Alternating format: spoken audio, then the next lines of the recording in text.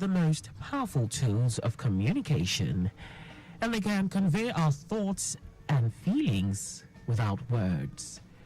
With these words, I say good afternoon, and I welcome you officially on this show to the new month of perfection. Yes, I'm talking about July. For regulars, you know what time it is, but for those who are joining us for the very first time, it's your regular weekly health tonic on radio, Eyes on the Road, where we discuss anything and everything about the eyes. Do remember that those eyes of yours are the surest ID, yes, needed to drive or walk on the road without any aid. So do something for me, guard it jealously. Welcome to the show. My name is Akan Hussein. Every year on the show, we dedicate the month of July to creating awareness on the impact and the menace of myopia. Currently, myopia is on the increase and is now a public health concern. So you might ask, what is myopia?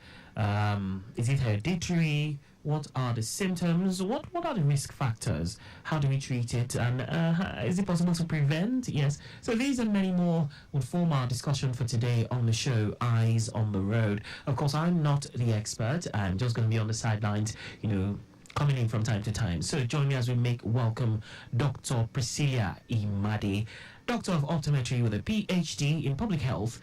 So great to have you here. Yeah, I'm excited to be here. It's a beautiful afternoon. So like our people will say, hope you know Cyril.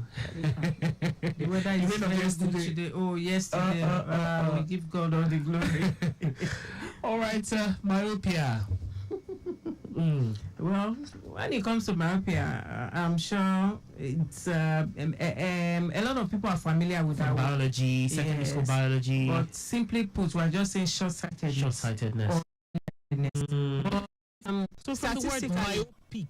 Yeah, statistically, myopia is the commonest optical word or optometric term that many people are very familiar with compared to maybe other type of refractive errors or words, because it can be used in everyday English. When you say don't be myopic, where we are simply saying don't be short-sighted. Don't be short-sighted. That means don't see things only around you. See far, see the bigger picture. See the bigger picture. So by reflection, when we say myopia, it means someone who is able to see things that are very close to him clearly, cannot see things that are far very, very clearly.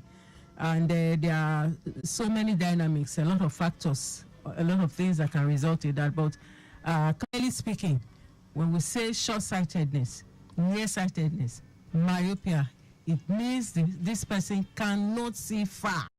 Okay. The person can only see things at near. And there are quite a number of factors that can result in that. And the issue around myopia now, that's why we are dedicating July to create awareness about myopia. July is Myopia Awareness Awareness Month.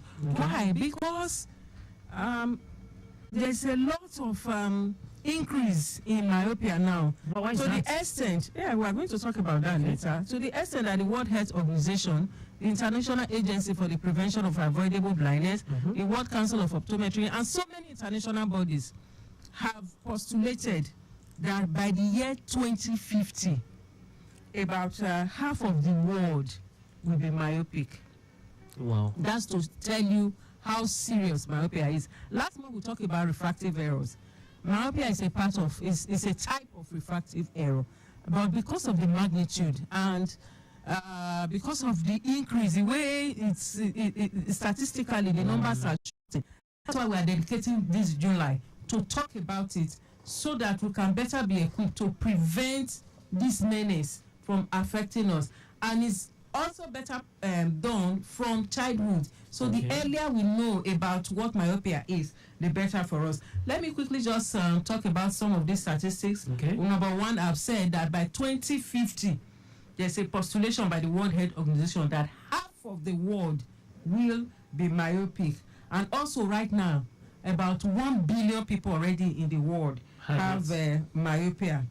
And it is the commonest refractive error right now. That's when we talk about refractive error. We discussed that last month. Yes, the type of problem in the eye that require you wearing glasses, contact lenses, or even sometimes surgery to correct. But actually, refractive error is most time the type that we all know about when it comes to eye problem. We say we want to wear glasses. Okay, so refractive error also can be hyperopia, which is long-sightedness, short-sightedness, astigmatism, presbyopia, which we have talked about. I don't want to go into all that.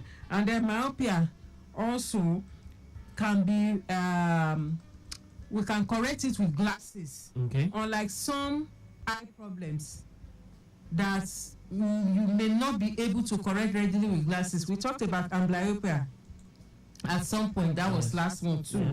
Yes. So, but with myopia, you can correct with glasses. And people who have myopia too can actually develop other complications in the eye. They are more at risk to develop glaucoma compared to somebody who does not have myopia or who have other type of refractive error. They are also at risk of retinal degeneration or retinal detachment.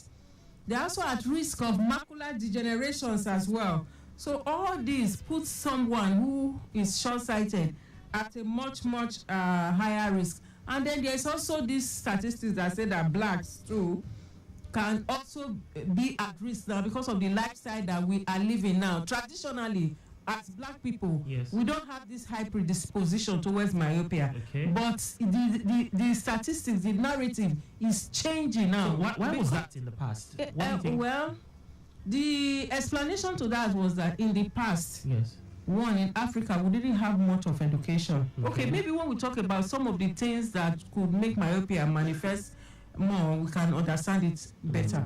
In the past, we didn't have much education, so we're not reading so much at near. For myopia, statistics have shown that people who stay indoors more, do more near work, are more predisposed. Those days, Africa was an agrarian society. We'll go out. And then even as education came into in the days of our forefathers, we were eating close to nature. We go out, they go out in the morning, go to the farm. They are able to interact with the environment, interact with nature, and then they eat their food fresh. So the food we are eating in Africa now is changing. Now we are eating food that we take pride in eating food that's imported, and we want to be like the people on the other side. And because of that, our own dynamics here is changing as far as vision, as far as myopia is concerned. And then now education too. The more you read, the more your eye does work. And the more work your eye does as near, the more predisposed it tends to be to myopia, because myopia is basically a near problem. Also, there was a study that was done in Asia that shows that children who were, I think Singapore, they had the tendency to have more myopia. They are among the highest group of children or society that have myopia compared to others, because one, they're always indoors. Those days, our children were never always indoors. They come back from school, they play with other children. We have things to do around, go to the farm or go to the stream or play around, But now, once your children, they come from school, they are indoors. They don't go out.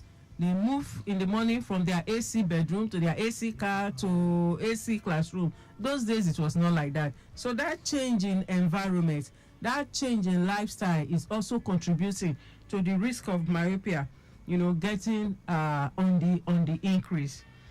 Also, all right, so let's just quickly remind listeners that they can be part of the show by connecting via our studio lines 080-991-20777 and 091-538-77127. We're talking myopia. So feel free to connect with us. Let us know what your questions are, what you want to know, and yes, every and anything about your eyes. The roads are still looking good. But of course, return journey influx is a thing to be expected as the day progresses. We'll give you more feeds. For those coming in from the Kudrat Abiola way end at this time, I can tell you the roads are looking quite free, except of course for those coming in from the Kudrat Abiola way end trying to connect Ojota. Yes, at Ojota itself. It's quite free. Nothing much is happening at this time. But on the main carriageway, yes, good. But on the service lane, those trying to connect, you will experience a bit of a slow movement as you connect. But beyond that end, it's very, very good. All right, back to you, Doctor. Yes, let's quickly look at the causes of myopia.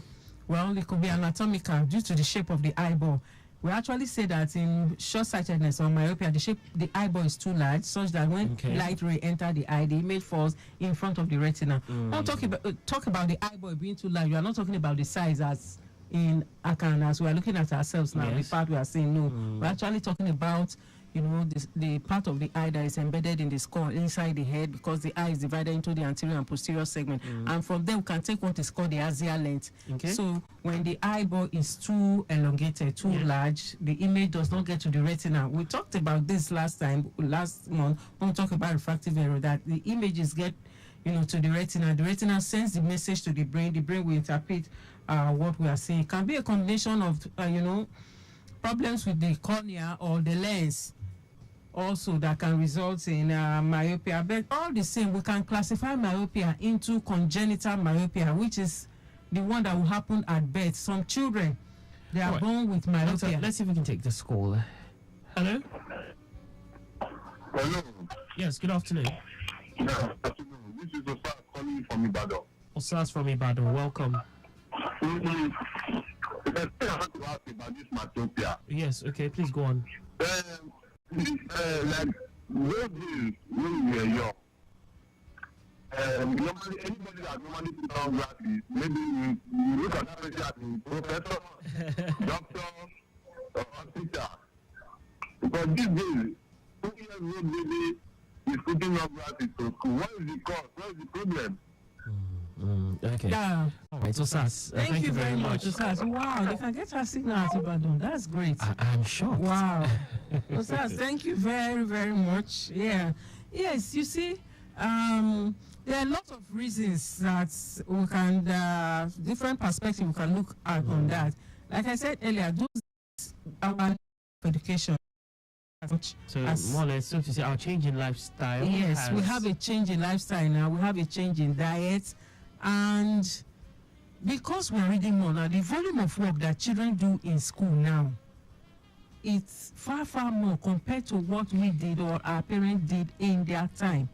So all these actually have made, you know, these errors to start manifesting, even when they were there but not visible. Let me give a practical example. Okay. An 8-year-old boy living in the city, going to school in the urban area, compare with an 8-year-old boy in the rural area.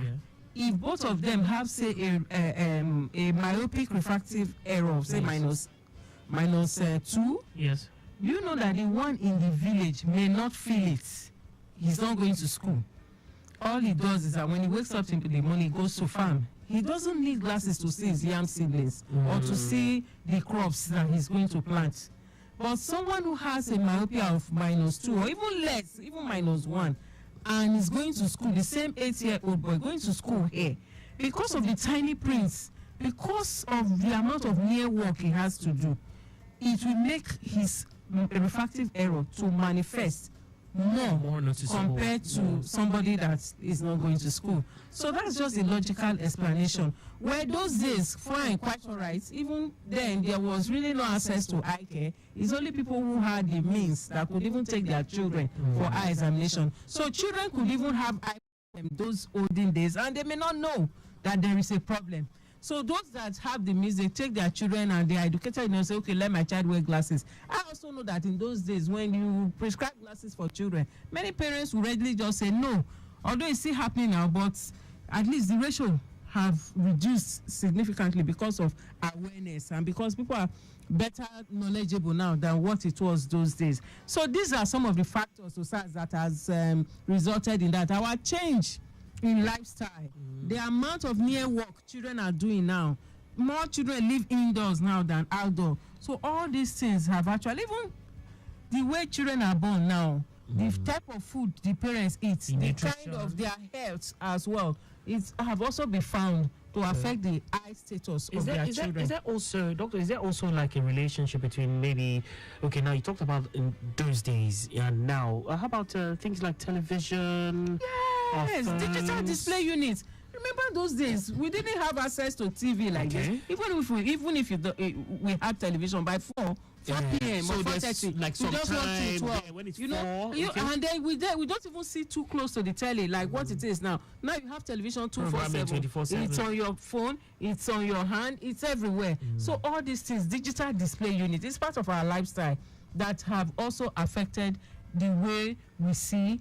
That have also affected, how high the magnitude of refractive error have impacted our society. In fact, I was also going to talk about the impacts of refractive errors later. Okay. Let's look at symptoms. Okay, I talked about the classification that children can be born with myopia. Yes. It can also start in adulthood. You can notice it. It may be there. You may not know, but in adulthood, you can start noticing it. And also for some people too, even as an elderly person, you may start noticing that you have myopia, but it actually depends on the degree. Most times, it starts in childhood. Talking about elders, we have Elder Tawagbade on the line. Wow. Hello. Elder Tawagbade, good evening, sir. Good evening, ma. Yes, sir.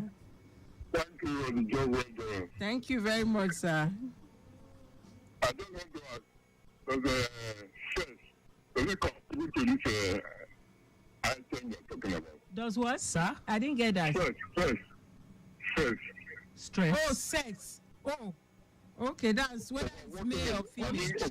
Stress. Oh, Stress. stress. Okay. Oh, okay. I Okay. get it now. Okay. Thank you very much, sir. Yes, sir. Yes. All right, so sir, just listen via the radio. That's my question. Yes, Okay. sir. Thank you very much. All right, doctor. Oh, thank you very much. Yes, that's a very good question, Dr. Workbody. Stress affects virtually everything now. You know that the way the human body is structured is such that you have 8. That's you have 24 hours in a day. You are supposed to do your 9 to 5, go home, rest, sleep your 8 hours, and during the time of sleep, your body tends to rejuvenate and regenerate. But now, because we have broken those rules, people rarely sleep, people rarely rest. In fact, before I came in now, I had a patient that was telling me, doctor, you are talking about rest. How can we rest in Lagos with all this wahala, with all the school fees and everything? So stress can induce a lot of things in the body. High blood pressure, other systemic conditions can be made worse by stress. And this other systemic condition can also affect the eyes. Also, when you don't sleep, it has impact on the eyes. So on the long run, stress primarily in itself may not be an eye problem, but because of the cumulative effect, the secondary opportunistic problems around it, it has become, one of the things we screen when we are talking about examining your eyes or checking your general eye health. So stress, yes, can affect how well you see. All right, back to myopia. Yes, so for myopia, yes, symptoms. The major symptom for myopia is blurry vision. That means you are looking at something that is far, you cannot see very well. So if you are hearing me out there now, you can just do a simple test, do a self-test. Just cover your left eye with your left hand. With your right eye, see if you can see something that is about 6 meters away or 20 feet away from you clearly. Can you see very well? Okay, now open your eyes. Cover your right eye with your right hand. Just see if you can see the same thing again. Now with your 2 eyes, let's see if you can see further than that. Did you notice any difference in your vision? For many people who have myopia, they will notice that when they cover one eye, seeing at distance become blurry, and when they open both eyes, they may be able to just squint a bit and see, but you just notice generally that things that are very, very far away from you, you may not be able to see. So for people who are short-sighted, you may notice that you are not able to recognize people very well. Sometimes you know that someone is there, but you are not able to make out the facial features. Sometimes even the complexion of the person, you may not be able to make it out very, very well. So myopia can actually, make people behave in a funny way. Like I've had cases where a patient will tell me that, oh, doctor, people think I'm a snob.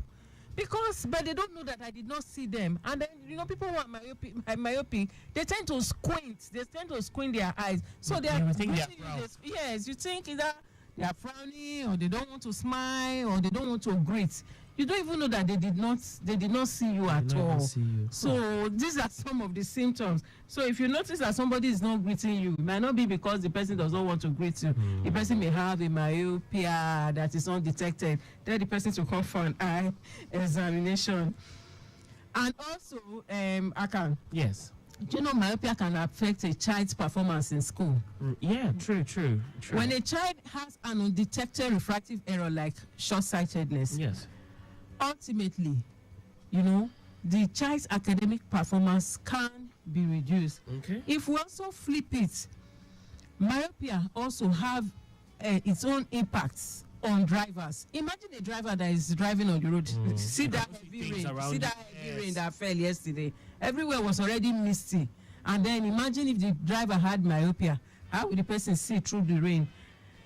Especially if there is no correction. The person is not wearing glasses. Okay. So myopia has a lot of impact on different occupations. For somebody working in the office, it's going to reduce your efficiency. Let's see if we can It's going to reduce your performance. Let's see if we can squeeze this call. Hello. Good afternoon.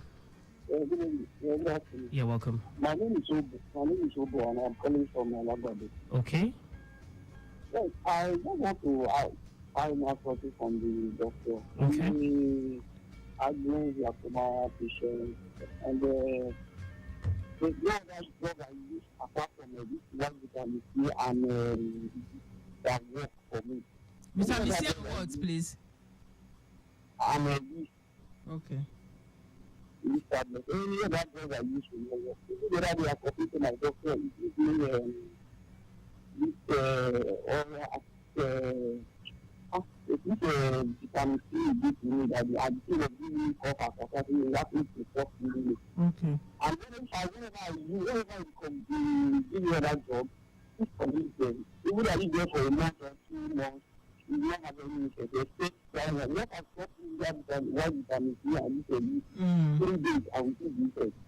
Okay. What do you say is the diagnosis? What's the diagnosis of your eye problem? It's angle glaucoma. You have glaucoma. Angle glaucoma. Okay, angle. Open angle glaucoma. Okay, that's okay, no problem. Okay, All right. thank you. So listen via the radio so the doctor can respond. All right. Okay, thank you very much. Obot or Obo? Yeah, thereabouts. Okay, from Alagbado. Yes. Now, first and foremost, for glaucoma, the drug for treating glaucoma is not vitamin C or yeast.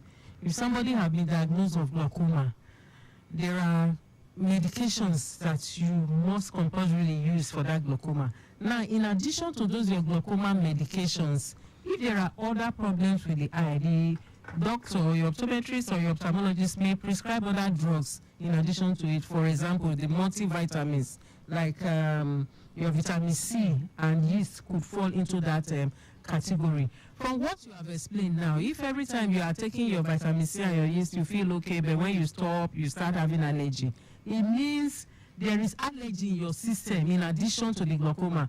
Vitamin C and yeast will not treat glaucoma, will not cure primary open angle glaucoma or angle closure glaucoma or any type of glaucoma at all. But vitamin C is a powerful antioxidant that can help whenever you have allergy or you have other problems with your general eye health. So if you take it fine, you could have some relief. But beyond that, I think you should do a comprehensive eye examination. Let's know what other things that is causing those reactions for you, and then so you can be better treated and then you feel good. Okay? I would have also liked to know, maybe after this program, what your eye pressure is and other questions about your eyes. All right, doctor, let's see how we can wrap things up. Time has... I wanted to talk about the risk factors for myopia. Yeah, doctor, is it possible? Anyway, this month is myopia awareness month. So Next week, we can still talk more on myopia. Great. But the most important thing I just want people to take home today is that no one should go blind. High myopia can actually make someone go blind. And myopia can, people who have myopia stand the risk of developing glaucoma. We have said on this program that glaucoma results in irreversible blindness. I also said earlier that retinal detachment is also very risky for people who are myopic and so many other complications. So have you checked your eyes? as you are hearing me on the radio today, just ask yourself, what type of eyes do I have? Am I long-sighted? Am I short-sighted? Do I have, let's use the medical words now, hyperopia, myopia, astigmatism? What, are my eyes okay? Please take it as a task to go have your eyes checked. Book an appointment today to have your eyes checked. Don't let this week end without checking your eyes. And of course, if you are a driver, we are already in the rainy season. Imagine if you have myopia. In addition to this foggy weather or the rains, you will not be able to see the road very well. So take good care of your eyes, that no one should go blind. Let our road be safe, and let every one of us see clearly. Amazing time on the show that no one should go blind. So in the words of Dr. Priscilia Imade, this is our reason for diligently bringing you the show every week. We value your feedback on discussions treated on the show in order to serve you better. So please continue to share your thoughts with us. Feel free to revisit past episodes at your convenience via our Facebook page, Lagos Traffic Radio 96.1 FM. On Facebook and YouTube, Traffic Radio 961. All you need to do is search for the keywords Eyes on the Road. And remember to share. Do not forget Dr. Priscilia's book is still out there on sale. Yes, I Care the Right Way. So grab a copy. Yes. Our regular optometrist, Dr. Priscilia Imade, OD, MSc, PhD in Public Health, consultant optometrist at Modern Eye Care Foundation. Of course, you can reach her at plot 16 to 18 on Wunisi Road, opposite Omole Estate, Phase 1 by Akiode Bus Stop, Ojodipaja. And her number is 080-3333-6672. And that is 080-3333-6672. On behalf of the production team led by Micah Arocha,